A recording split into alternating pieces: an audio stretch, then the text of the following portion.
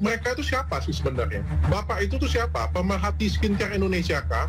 Di mana Bapak itu pada waktu aku kasih edukasi tentang skincare abal-abal? Yang selama ini jelas abal-abal, jelas ada hasil labnya, bahkan ada hasil labnya dari luar negeri. Bapaknya ada di mana? Kalau ada suratnya, oke, saya hormat.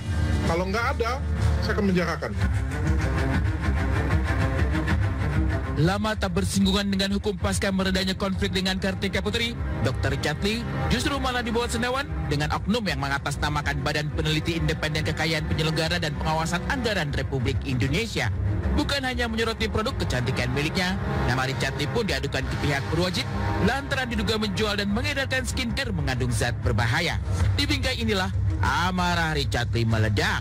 Untuk laporannya sendiri itu kita di sini kan mendapatkan ada informasi di dua media online dari Tarakan dan juga dari Warta Buana bahwa BPOM itu telah menyita sebanyak 2.475 buah skincare beretiket biru dan DNA salmon yang diduga itu adalah milik dari influencer yang terafiliasi oleh Dr. Richard Lee.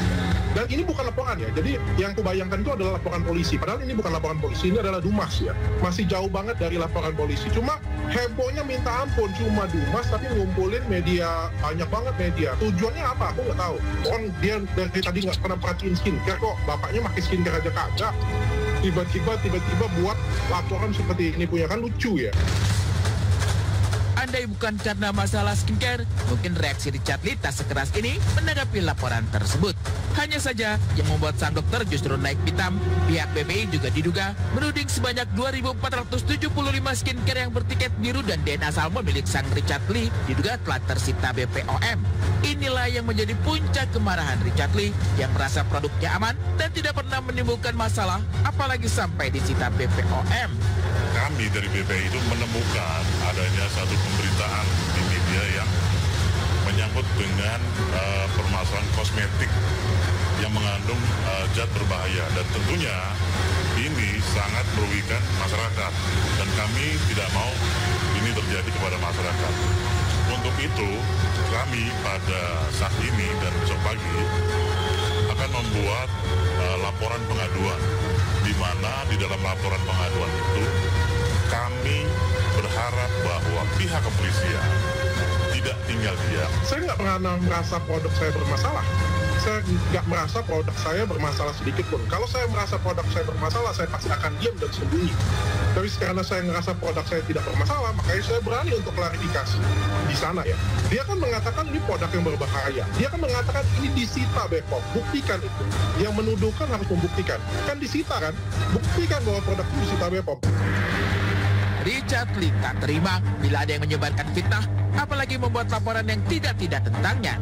Padahal, menurutnya, produk-produk skincare miliknya jelas aman dipakai lantaran sudah melalui uji klinis yang ketat.